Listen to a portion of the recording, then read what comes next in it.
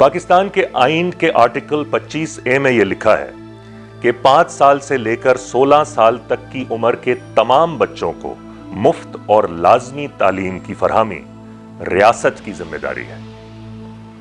لیکن حقیقت یہ ہے کہ ساری دنیا میں اسکول نہ جانے والے بچوں کی تعداد نائجیریا کے بعد سب سے زیادہ پاکستان میں پائی جاتی ہے، یعنی کہ ہمارے ملک میں تقریباً 2.5 کروڑ بچے اسکول نہیں جاتے۔ اس ایپیسوڈ میں ہم اس پہ بات نہیں کریں گے کہ ہمارے ملک کی جی ڈی پی کا صرف 2% حصہ تعلیم پہ کیوں لگایا جاتا ہے، نہ ہی اس پہ کہ 18ویں آئینی ترمیم کے بعد تعلیم کے نظام کی ساری ذمہ داری وفاق سے صوبوں پہ سونپ دی گئی ہے، اور نہ ہی اس پہ کہ پاکستان میں بیشتر پرائیویٹ سکولز کے لیے ایجوکیشن کتنا بڑا بزنس بن چکا ہے۔ اس ایپیسوڈ میں ہم 3 ماہرین کی گفتگو سنیں گے جنہوں نے نہ صرف ہزاروں کی تعداد میں پاکستانی طلباء کو پڑھایا ہے بلکہ اپنے اپنے طریقوں سے تعلیم کے نئے ماڈلز تعمیر کرنے کی کوشش کی ہے۔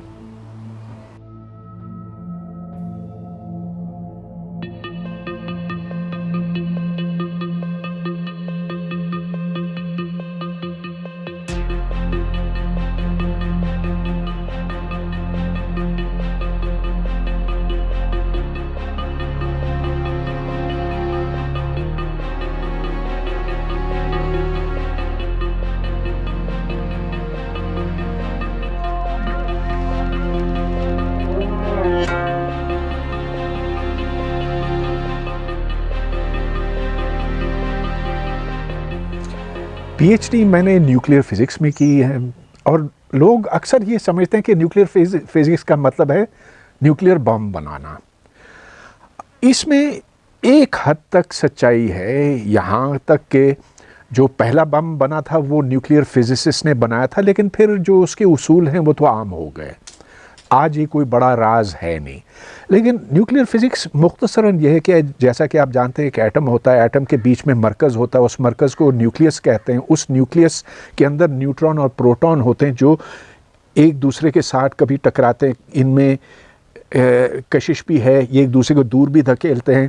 مگر اس نیوکلیس کو سمجھنا، اس مرکز، ایٹم کے مرکز کو سمجھنا، بنیادی کام نیوکلیئر فزسس کا یہ ہے۔ میرے ساتھ یہ ہوا کہ میں کراچی میں پلا بڑھا، اور جب میں اسکول میں تھا تو نہ جانے کیوں مجھے بے انتہا شوق ہو گیا الیکٹرانکس کا۔ جو کچھ مجھے آس پاس نظر آتا تھا، خواہ وہ استری ہو یا ریڈیو ہو یا بلینڈر ہو، جو بھی، اس کو میں کھولتا تھا اور پھر کبھی کبھی ان کو جوڑ بھی لیتا تھا واپس، نہیں اکثر جوڑتا۔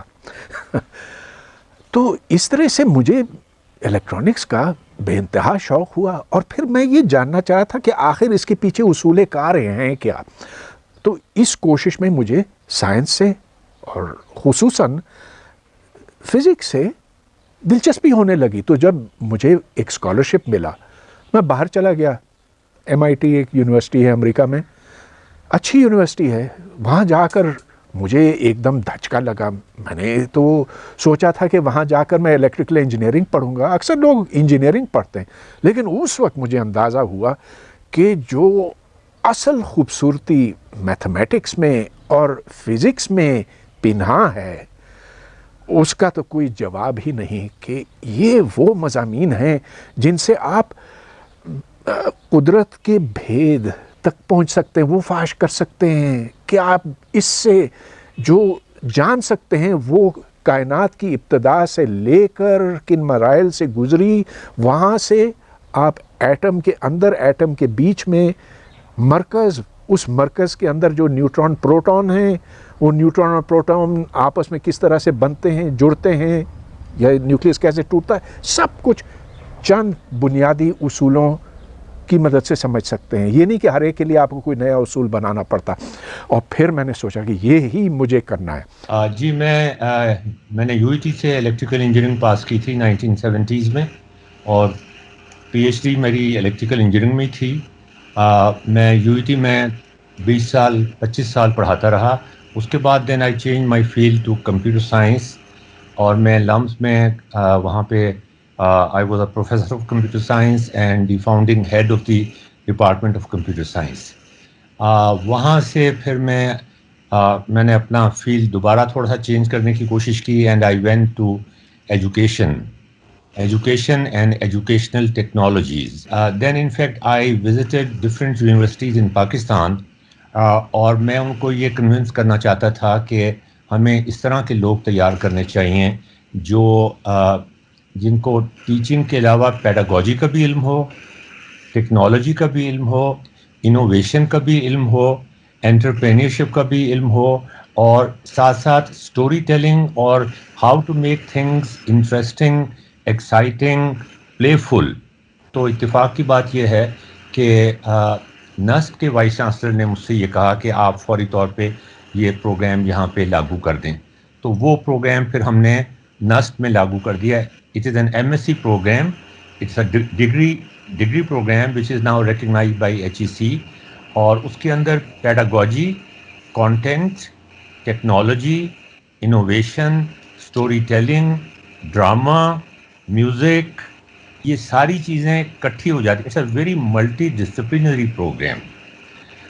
اس کے بعد پھر میں نے ورچوئل یونیورسٹی میں ایک ریسرچ پروجیکٹ کیا جس میں ہم یہ چاہتے تھے کہ اسٹوڈنٹس کے لیے ایک ایسا system, automatic system soft where کا بنایا جائے جو ان کو پلیس کر دے کہ وہ میتھمیٹکس میں کی لرننگ میں کہاں پر ہیں. میرا نام زیبا حسین ہے اور میں نے 32 ایئرس کام کیا ہے as a teacher, as a counsellor, as a social services officer in UNHCR. I've been a coordinator in adult literacy with USAID. 5 سال میں نے کام کیا 118 اسکولوں میں ICT ایریا میں.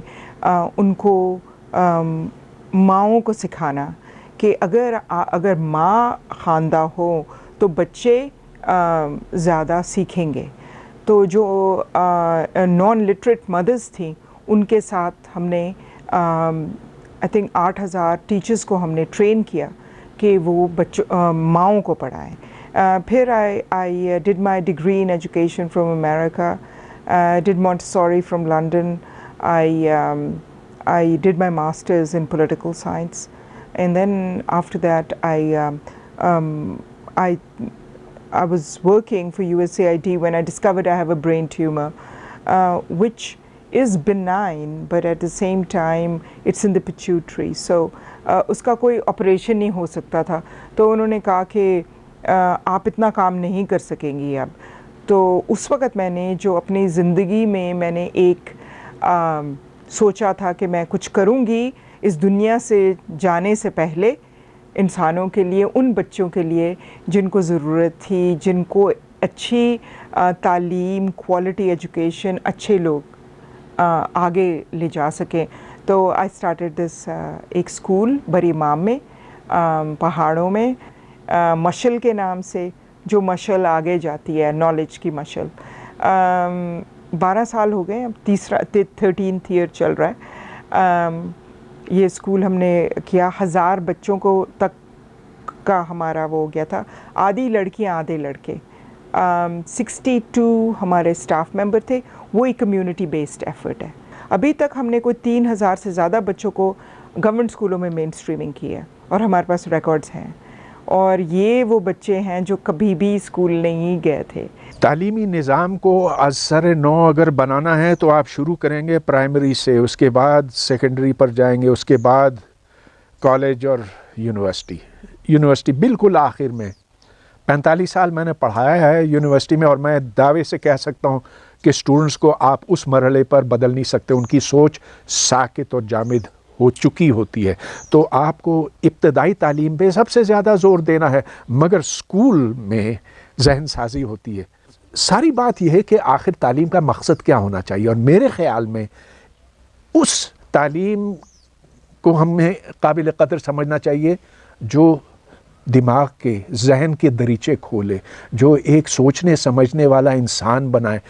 سوچنا سمجھنے سے میرا مطلب یہ کہ جو غور کرے, جو صرف سنی سنائی کو نہیں قبول کرے, جس کے اندر یہ ہمت ہو, اس کے اندر وہ طاقت ہو کہ وہ ٹیچر से भी पूछ सके, सर ऐसा क्यों, आपने तो पहले का ये कहा था, अब ये कह रहे हैं, तो इनमें क्या आपस में रिश्ता है?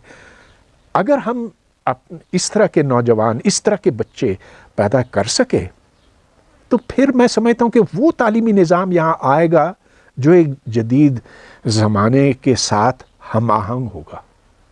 आई थिंक हमारा जो स्कूलिंग सिस्टम है उसको एक it should be revised now after corona ने हमारी ज़िंदगी को हिला के रख दिया है। नॉर्मल लोगों को, पूरी दुनिया को, वो नहीं देख रहा कि आप अमीर हैं क्या गरीब हैं, क्या आपके पास पैसे हैं कि नहीं है। It is impacting all of us. Social distancing बहुत ज़्यादा इम्पॉर्टेंट हो गई है और कि एक दूसरे को लगे ना, but at the same time I think अब ये टाइम है कि गवर्नमेंट को भी करिकुलम चेंज करना चाहिए अकॉर्डिंग टू जो मसाइल अब आ रहे हैं, हम उसको कैसे फेस करें। आई थिंक इंटीग्रेटेड करिकुलम हो। इंटीग्रेटेड करिकुलम का मतलब है कि maths, English, science, history, geography, everything should have one theme to begin with. For example मैं क्लाइमेट की बात कर रही हूँ कि मैं ग्लोबल वार्मिंग की बात कर रही हूँ, कैसे इफ़ेक्ट कर रहा है, हाउ उसमें मैथ्स में आप टेम्परेचर्स पढ़ा सकते हैं, आप जोग्राफी में वही चीज़ को आप डिफरेंट रीजन्स क्लाइमेटिक चेंजेस बता सकते हैं, पहले कैसा था और अब कैसे हो रहा है विद वो। देन आप सोशल स्टडीज़ में पोल्यूशन पढ़ा सकते हैं और बायोडाइग्रेडेबल वो जो है रिसाइक्लेबल मटेरियल के बारे में पढ़ा सकते हैं। इंग्लिश में आप वर्ड्स पढ़ा सकते हैं जिससे आप यू कैन हैव ऐसे राइटिंग कि how do we change our lifestyle according to what the changes are. And आप history में आप देखें कि how the changes have occurred और regions की climatic conditions कैसे बदली हैं।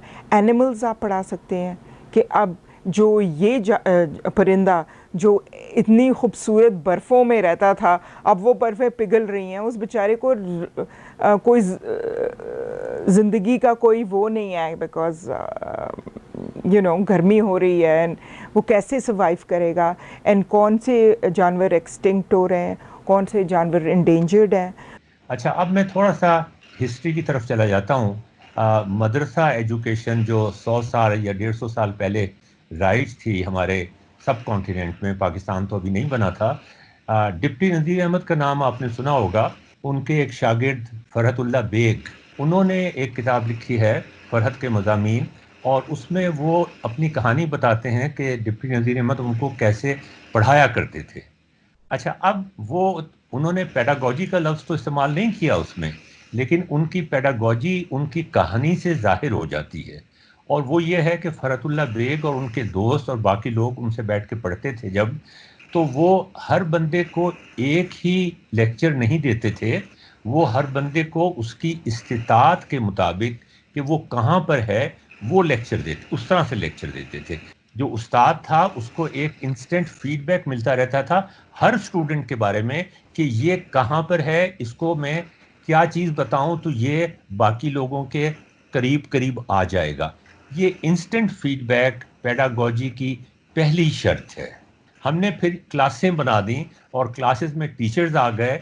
उसका फ़ायदा ये हुआ कि ज़्यादा टीचर्स हमारे पास, ज़्यादा स्टूडेंट्स को एक टीचर मैनेज कर सकता था। नुकसान जो बहुत बड़ा हुआ और जिस पर मुझे एक बड़ा बुनियादी इख्तलाफ है कि क्लासरूम के अंदर जो कन्वेंशनल क्लासरूम है, जो ब्रिक एंड मॉर्टर का क्लासरूम है, जिसमें एक टीचर होमवर्क देती है बच्चों को, आज का लेक्चर देती है, फिर होमवर्क देती है, एक हफ्ते के बाद वो होमवर्क चेक होके आता है, तो वो फीडबैक का सिस्टम ख़त्म हो गया।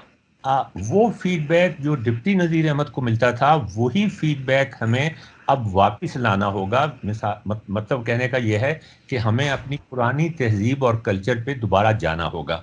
वो सिर्फ हम उस तरह जा सकते, टेक्नोलॉजी के ज़रिए से जा सकते हैं। इस वक्त जो हम कर रहे हैं स्कूलों में कई लिहाज से गलत है। एक तो ये कि हम उनको अपनी मादरी ज़बान में नहीं पढ़ाते मादरी ज़बान में पढ़ाना चाहिए। ये एक साबित शुदा बात है कि जब आप किसी बच्चे को, छोटे बच्चे को ख़ास तौर पर पढ़ाते हैं किसी गैर ज़बान में, तो वो बच्चा समझ नहीं पाता। तो एक बात तो ये, मगर यही बात नहीं है। सबसे बड़ी बात यह है कि उस्ताद और शागिर्द का ताल्लुक़ पाकिस्तान में रिवायती मुआशरों में वो नहीं है जो होना चाहिए। रिवायती मुआशरों में यह है कि टीचर तुम्हारे बाप की तरह है, बाप से कभी सवाल नहीं कर सकते, बाप के हमेशा ताबे रहना है। तो इताअत, मानो मानो मानो, ये हमारे निज़ाम के अंदर ख़राबी है। इसको हमें दूर करना है, और दूर करके ऐसा दिमाग बनाना, ऐसे दिमाग को बनाना हमारा मकसद होना चाहिए जो, मैं नहीं कह रहा हूँ कि बिल्कुल आज़ाद हो, कोई मुकम्मल आज़ाद जहन कभी नहीं बनाया जा सकता, लेकिन उसके अंदर आज़ादी की ख्वाहिश हो कि वो जानना चाहे, कि उसके अंदर जुस्तजू हो। और उसके लिए फिर आपको ऐसे स्टूडेंट्स को इनकरेज करना होगा, उनको एक ख़ास मकाम देना होगा कि वो जो ख़ुद से खोज लगाते हैं, और वो दूसरी तरफ जो सिर्फ मानते हैं, मानो मानो मानो। हमारे यहाँ तो उसी को अच्छा समझा जाता है। अब आप देख लीजिए हमारे मैट्रिक के, इंटर के पर्चे क्या होते हैं, रटो रटो रटो, जिसने रट्टू तोते सबसे आगे निकल जाते हैं। ऐसा नहीं होना चाहिए। महंगे महंगे स्कूलों में जो problem that we have is कि it's more focused on the parents then on the children. Parents को खुश करने की कोशिश होती है कि आज हमने ये किया, अम्मी को ये दिखा देना, हमें इतनी फ़ीस चाहिए। It's more financially oriented more than बच्चे को एंड रिज़ल्ट क्या आ रहा है। उन बच्चों में भी एक सेंस ऑफ वो होता है, तुम्हारे पास ज़्यादा वो गाड़ी आ गई है, मेरे पास ये फ़ोन आ गया। You know, materialism is you know a very big part of that. अगर हम प्राइवेट स्कूलों में से ये निकाल दें और रियली बच्चे को उसका कैरेक्टर बिल्डिंग, उसको प्रॉपर एग्जांपल्स दें ऑफ करिकुलम में कि ऐसे लोग भी गुजरे हैं, जिस तरह ईदी साहब हैं और डिफरेंट लोग हैं हमारे अपने कॉन्टेक्स्ट के। हम हमेशा वेस्टर्न सोसाइटी को देखते हैं, which is great, I am not against this, मगर मैं ये कहती हूँ अपने कल्चर को बरकरार रखें। उर्दू, पोइट्री, लिटरेचर, आर्ट, सादिक़ैन कौन था, इब्न खल्दून कौन था, हम बिल्कुल भूल गए। And that is what private schools are doing. हम बच्चे को बड़ा कर रहे हैं कि वो बाहर के मुल्क में जाके पढ़े। हम एक प्रोडक्ट बना रहे हैं और फिर हम कहते हैं हमारे बच्चे वापस नहीं आए जी। और हमने खुद ही भेजा उनको, खुद ही हमने पाकिस्तान को बुरा कह के वहाँ भेजा, और अब वो वापस नहीं आ रहा है बिकॉज़ वो अच्छा कमा रहे हैं, उनको हमारे प्यार की ज़रूरत नहीं रही। तो ये चीज़ें पेरेंट्स को कॉन्शियसली देखना चाहिए। ऑप्रेस्ड क्लासेस जो हमारी हैं उनमें बच्चे वर्कशॉप में काम करते हैं, उनमें बच्चे मुख्तलिफ और जगह काम करते हैं, लड़कियां ब्यूटी पार्लर में काम करती हैं, वो 9 to 5 वाले स्कूल में नहीं जा सकते। तो अब वाहिद इसका हल ये है कि हम एक ऐसा ऑनलाइन लर्निंग प्रोग्राम या सिस्टम बनाएं कि वो एक्साइटिंग भी हो, वो प्लेफुल भी हो, वो एक गेम की तरह हो, और जिसमें वो बच्चे जब उसको एक दफ़ा देखना शुरू करें तो वो उसमें इमर्स हो जाएं। इसे कहते हैं इमर्सिव लर्निंग।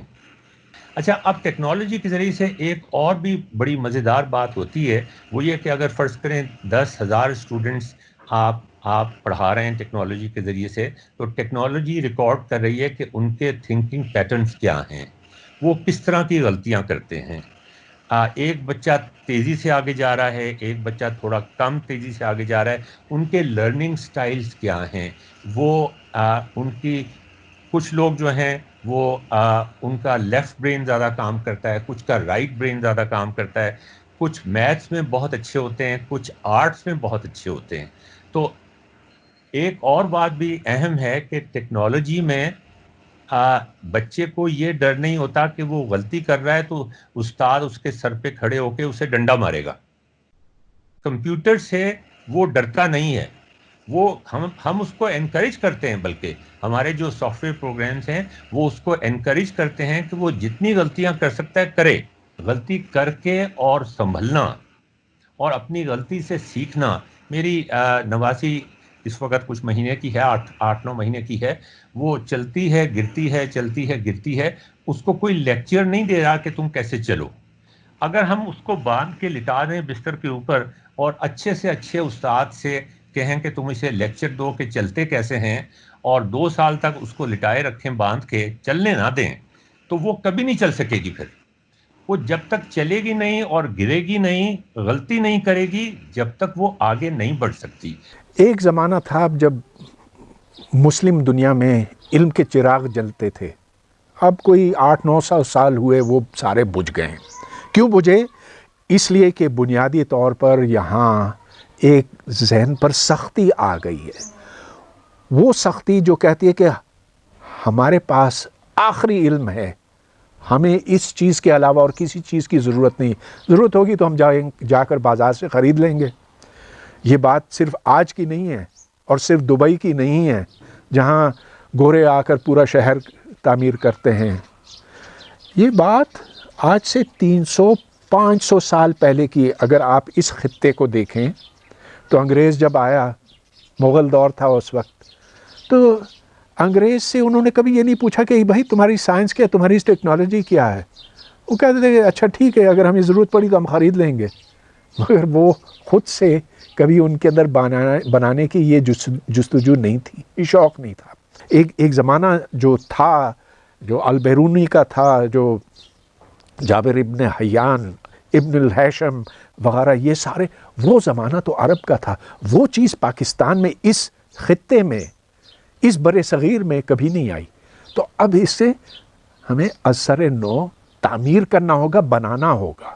اور وہ بن سکتا کیونکہ دنیا بدل رہی ہے. اب گلوبلائزیشن کا زمانہ ہے. ہاں ٹھیک ہے، کووڈ آ گیا، یہ ہو گیا، لیکن اب جو آئیڈیاز ہیں، جو فکر ہے، وہ کسی ایک جگہ تک محدود نہیں ہے نا.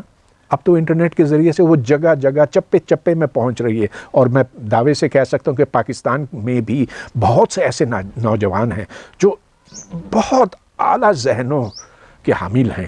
یہ وہ جینیسز ہیں. اور یہ نہ سمجھیں کہ کم ہیں، بہت ہیں.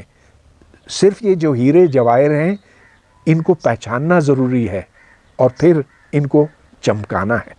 آئی تھنک اب جو ہماری یوتھ، پاکستانی یوتھ انٹیلیجنٹ ہوئی ہے، میں نے کبھی بھی نہیں دیکھی. Because of globalisation, because of the internet, because of education, because وہ خود ان کا دماغ کام کرنے کو دل کرتا ہے. ہمارے زمانے میں نہیں تھا وہ. ہم ماں باپ کے پیچھے پیچھے چلتے چلتے یہاں تک پہنچے. مگر یہ جو بچے ہیں، they can bring a revolution. Corona virus کی وبا نے ساری دنیا میں تعلیم کے سلسلے میں بریکیں لگا لی ہیں. شاید یہی وقت ہے کہ ہمیں سوچنا چاہیے کہ جدید دنیا کے نقش قدم پہ 50 سال پیچھے چلنے کے بجائے ہمیں اپنی قوم کو تعلیم یافتہ بنانے کے لیے اب کوئی نئی اور انقلابی ترکیبیں استعمال کرنی پڑیں گی.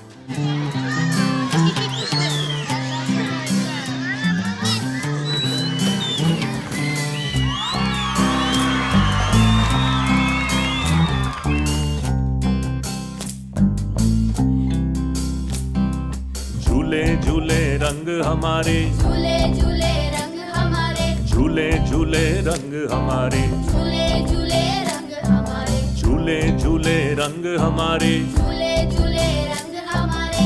اوپر سورج چاند ستارے، اوپر سورج چاند ستارے، گھر سمندر پار کنارے، در سمندر پار کنارے، طے کر لیں گے رستے سارے. طے کر لیں گے رستے سارے. جھولے جھولے رنگ ہمارے، جھولے جھولے رنگ ہمارے، جھولے جھولے رنگ ہمارے. جھولے جھولے رنگ ہمارے. ایک کہانی سن لے پیارے، کوئی ہے جیتے کوئی ہے ہارے، بن کے آپس میں سہارے، بن کے آپس میں سہارے، حل کر لیں گے مسئلے سارے. حل کر لیں گے مسئلے سارے. جھولے جھولے رنگ ہمارے، جھولے جھولے झूले झूले रंग हमारे झूले झूले रंग हमारे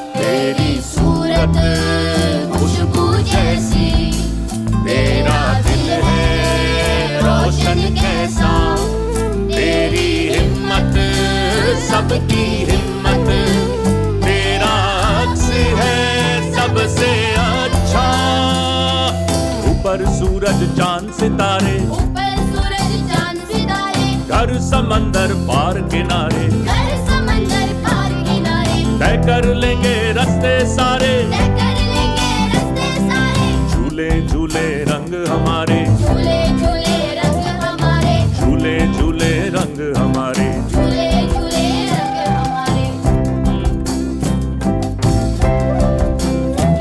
हर जिंदगी के मोड़ पे हम मुस्कुराएंगे सब साथ खेल कूद के हम गुनगुनाएंगे हर दिल के ताक में दिया जलाएंगे हर दिल के ताक में दिया जलाएंगे सब भूख को मिटाकर सब मिलके खाएंगे हर भूख को मिटाकर सब मिलके खाएंगे ऊपर सूरज चांद सितारे ऊपर सूरज चांद सितारे घर समंदर पार किनारे घर समंदर पार किनारे तय कर लेंगे